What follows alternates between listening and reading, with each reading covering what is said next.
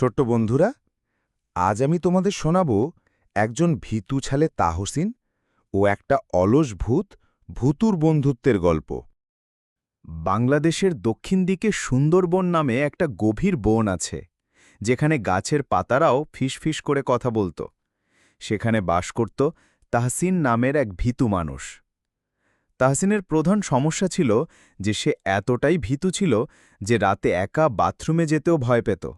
আর সেই বনের পাশেই এক পুরাতন ভাঙা জমিদার বাড়িতে থাকত ভূতু নামের এক ভূত।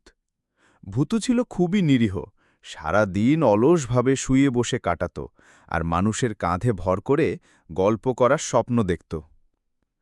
একদিন তাহসিন কাঠ কুড়োতে গিয়ে পথ হারিয়ে ফেলল এবং সোজা এসে পৌঁছাল সেই পুরাতন ভাঙা জমিদার বাড়িতে।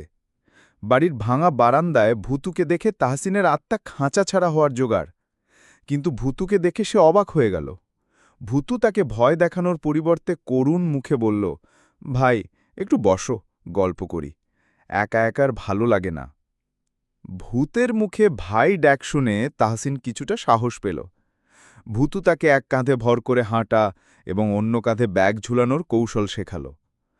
তাহসিন অবাক হয়ে দেখল যে ভূতুর কাঁধে বসে সে এক দৌড়ে তার বাড়ি পৌঁছে গেল।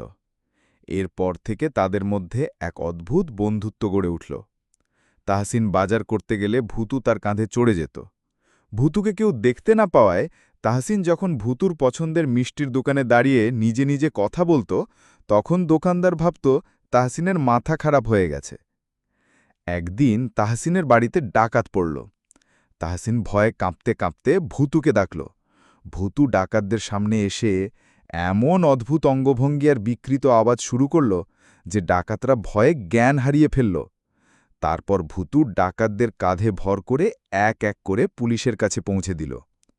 এভাবে তাহসিন আর ভূতুর বন্ধুত্ব দিনে দিনে আরও মজবুত হতে লাগল।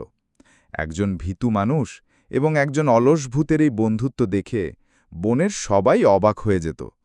আর তাহসিনও বুঝতে পারল যে বন্ধুত্ব আসলে ভূতের মতো, যেটা দেখা যায় না কিন্তু সব বিপদে পাশে থাকে।